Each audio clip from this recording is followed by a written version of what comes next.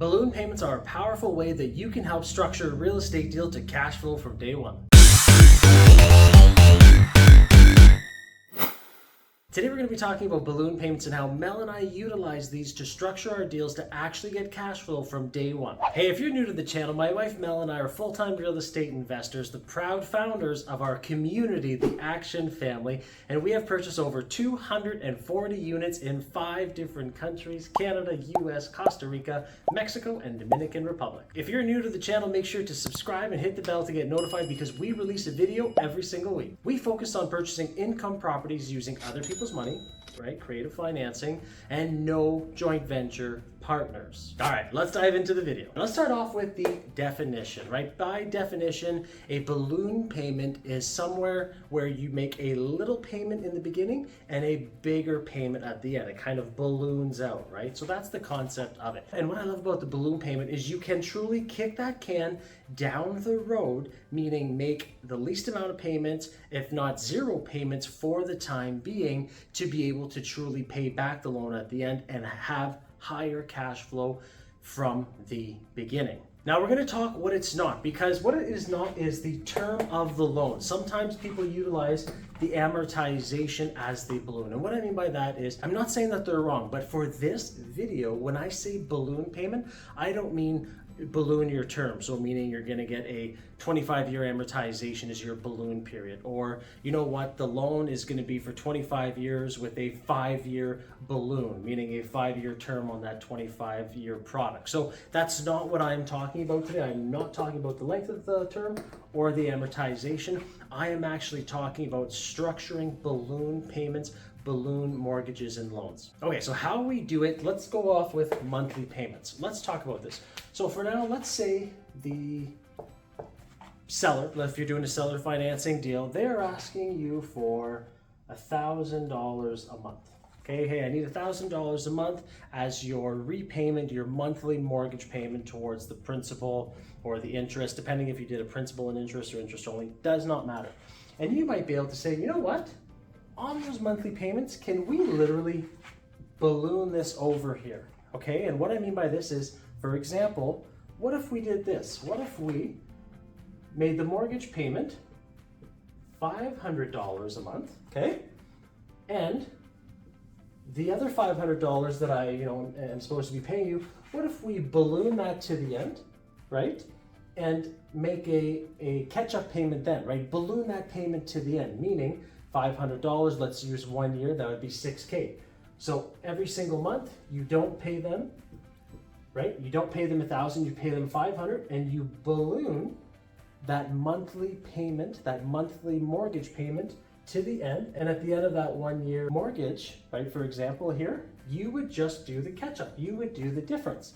So you can do this with monthly payments. You can literally balloon them. And I do this all the time. When I put the deal in my cash flow analysis matrix, which is the tool that we use to underwrite and analyze deals, I'll look and say, hey, the mortgage holder wants this, but the deal cannot support it. So what can I do to make the deal cash flow from day one? Well, what if we balloon that payment? What if we split it up, do 500, balloon the other 500 times 12, for example, a year, and pay them at the end when I refinance or sell the property anyway. This is a very attractive way of doing it. We've actually done this in a couple examples that if you stay at the end, we'll touch on this. But the other one here is interest rate. So for example, let's say someone is asking you for 8% interest rate, okay? So they're asking you for 8 points. And you put it, you underwrite it, you make sure that it makes sense, and you realize that this deal at this time cannot support the 8 points.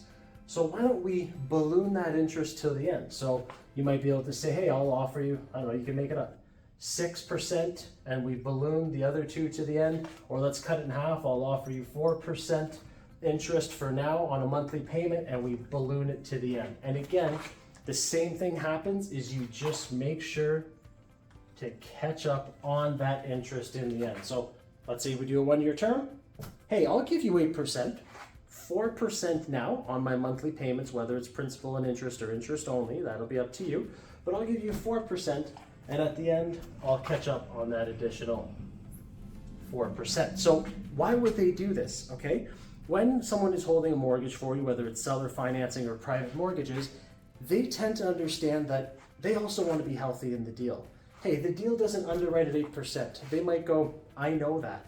However, that's what I'm going to be lending my money out. So this could be a win-win where I'll still give you your 8% like you want. It's just going to look a little different because I need to cash flow in this deal from day one, and I'll just catch you up in the end, right? So that's a beautiful way that you can actually do it with the interest rates. Examples of this, and I'll talk from both sides. Mel and I, one of the deals that we actually just sold recently was a Costa Rica deal. So a deal done in Costa Rica, it was seller financing, it was a 1-year term. And what we ended up doing was a little bit of this. They wanted, I believe it was 7% interest. We did not make any monthly payments. We completely, right, bypassed those monthly payments and only paid them at the end once we sold the property. Now think about this. Every single month, we made 4-figure short-term rental income in Costa Rica. We had absolutely no mortgage to pay. We still had obviously the operating expenses such as taxes and heating and property management, all of that maintenance. However, that entire time, we did not have a mortgage payment and we purchased the asset with none of our own money and no joint venture partners. Now that being said, we did kick the can down to the end, which we did repay the seller. I believe it was about $220,000 plus the 7% interest. So that is a way that cash flow from day one with none of your own money and make it a win-win where the seller still got the purchase price that they wanted. They still got to liquidate the asset, right? And we got to pay them down the road while still cash flowing the entire way. Now let's go to the flip side here. Mel and I are currently holding 4 mortgages, and I'll give you an example of one of them. We wanted 6% interest-only payments every single month for this 3-year term, okay? 3-year term on this mortgage, interest only, 6%. The purchaser came back to us and said, I'll give you 7%. He actually gave us a whole percentage higher, right? He actually gave us 7% interest. He said, if, right, let's negotiate. The entire term, right, the 3 years, the entire length of the term, on my monthly interest-only payments, I'm only going to pay you 3%. Why? Because he wanted to stay healthier and have higher cash flow. So he only paid us 3% for the entire 3 years.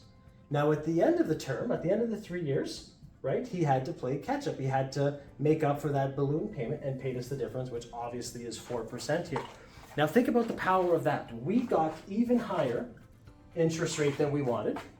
We sold the asset for the purchase price that we wanted, okay? We made interest that entire time, right? We still made our 3% interest, which I know you're thinking is not that high, but at the end of the day, we got caught up and still got the full 7%, which was 1% higher. So this is the kind of stuff that you can do with balloon payments. And I'm just scratching the surface here. You can do a lot of different other things, but you can change the interest rate and push it back. You can change the monthly payments and push it back.